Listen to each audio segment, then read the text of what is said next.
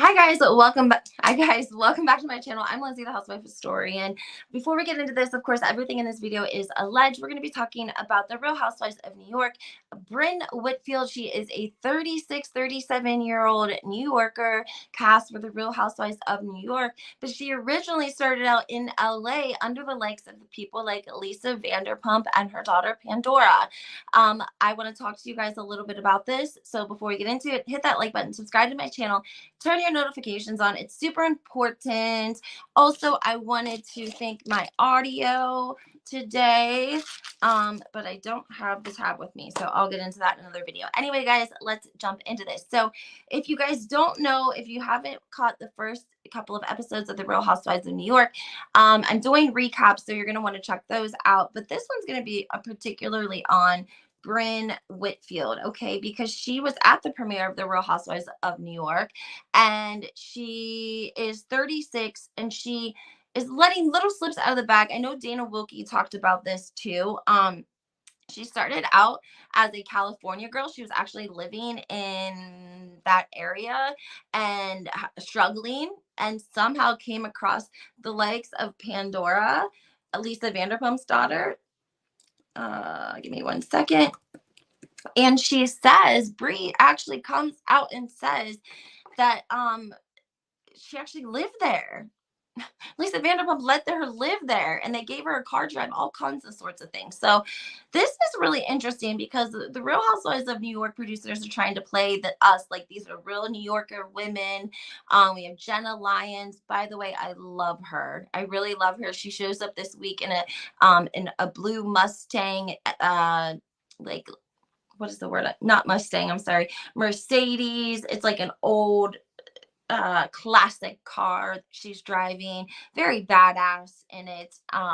We have Erin, who is Israeli. She's beautiful. She's very, very Sarah Jessica Parker to me, and very Jennifer Aniston. She was also on Watch What Happens Live last night with Candy Burrows. And we also have a Giselle. Is it Jessel? That's her name. She has twins. I liked her. Now I'm kind of on the fence with her on episodes 2. And then we have Sai. She's a content creator. And I might be missing someone that I can't think of right now. But we're talking mostly about BRYNN in this video. And the reason that we're talking about it is because we've seen Lisa Vanderpump on the Real Housewives of Beverly Hills take a liking to less fortunate people and move them into her home. When we met her, Cedric lived there. Do you guys remember Cedric? Cedric was someone who worked at one of the restaurants for Lisa Vanderpump, and somehow along the lines, he ended up living with her, and he surely lived there like it was his home up until Ken said enough is enough. And then they fell out, and they were not on very great terms. So let's talk about this.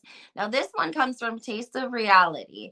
It's a small world within the Bravo sphere. The Real Housewives of New York reboot, BRYNN Whitfield, revealed her longtime friendship with Lisa Vanderpump's daughter, Pandora Todd, could have gotten her a gig on Vanderpump Rules if she was willing to work at SUR.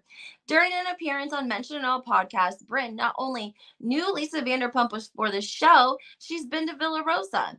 You'd go over there on Tuesday, random night, and there would be rose petals up the staircase and candles. It would look like Valentine's Day, and it was a Tuesday. She was fabulous.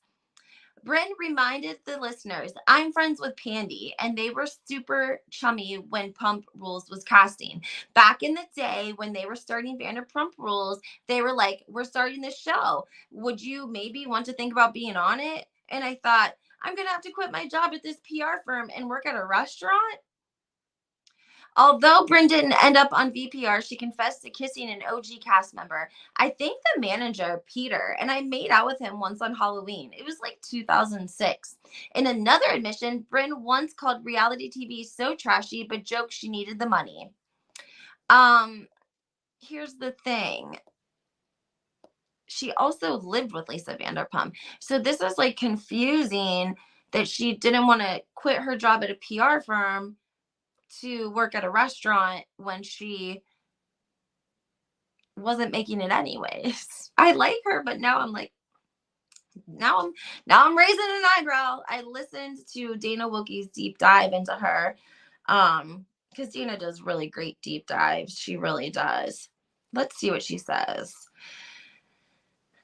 that just doesn't make any sense because she literally says that she lived with Lisa Vanderpump. Wow, I wonder if they tried to take it down. Let me see here.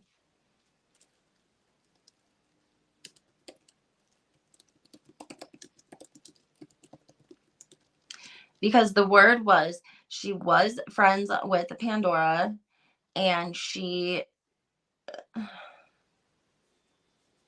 I don't know. I'm trying to find it.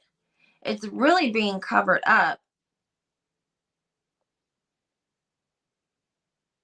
because now I can't even find it. And I'm pretty sure that she said it on the red carpet. I swear.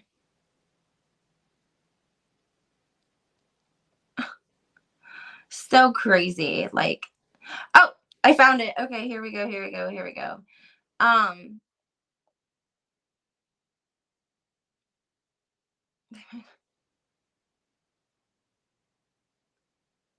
oh my gosh, where did it go? It literally just said it. Now it's gone.